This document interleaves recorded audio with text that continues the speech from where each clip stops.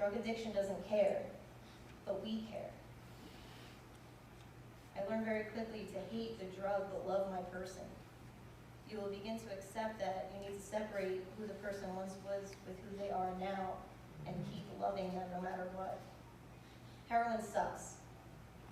It really, really does. And it sucks not just in the man that sucks way, but also in the literal way. It sucks the happiness out of homes.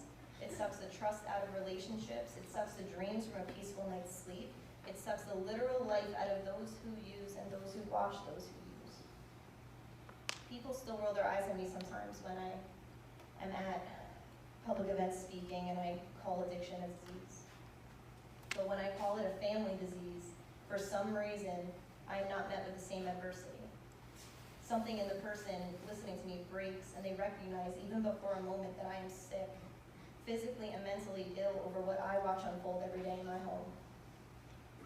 Maybe they could see it in my eyes. Maybe they could feel it in my shoulder blades when they hug me and have no idea what to say other than, "Have you eaten today?" Maybe they can understand it when they hear me crying in the middle of the night, even though I turned on the shower and the sink to kill the noise. My pain. All because of a bag of powder that skulked into my life through the bloodstream of someone I love more than I could ever explain to you tonight in one 5-minute speech.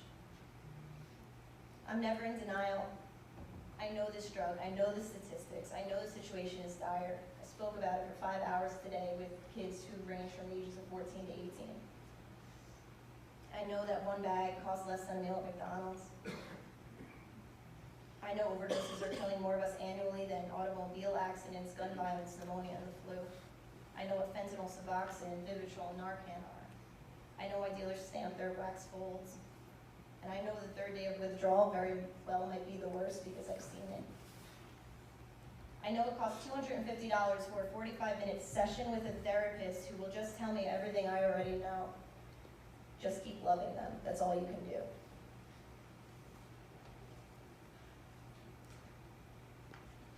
This is poison, this drug. Each bag, a bullet, each snort or injection, the spin of the cylinder. I do believe that this is my generation's Russian roulette. I'm sad a lot of the time. A home where addiction is present is oftentimes a painful place to live. It is hard to watch someone you care about spiral and become someone you have to squint at to recognize. Memories will flood your mind as you scramble to latch onto just one happy memory.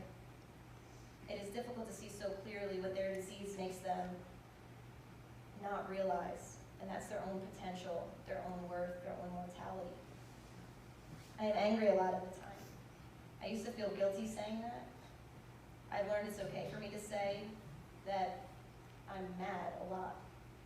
I don't know who I'm mad at. I don't know if I'm mad at myself or God or any of the universe, but I used to walk on eggshells and talk and act very deliberately because I was afraid that something I would say would cause a relapse.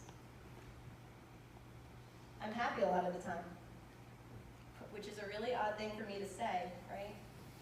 Since I'm also sad, angry, helpless, and confused most of the time too. If I learned anything from this, it is that families are resilient and that I am resilient.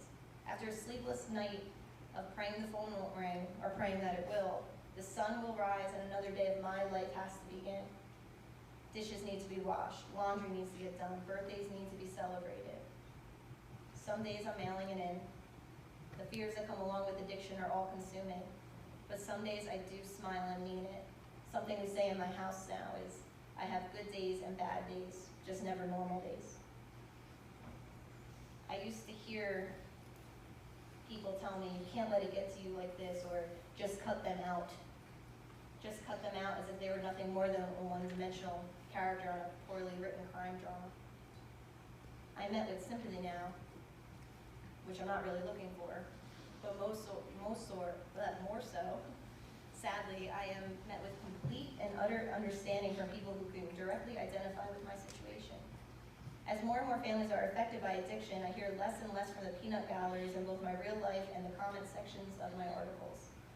Perhaps they are too busy still thinking it can never happen to them. Or more realistically, they are terrified that it can.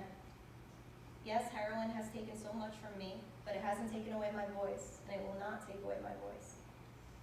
It is my hope to to use my words to raise awareness about drug addiction and its direct effect on entire families.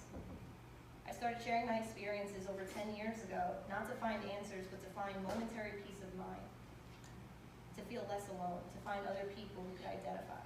And it was scary at first, but I am of the belief that one person's story can change someone else's and give a struggling individual or family the strength they need to persevere just one more day.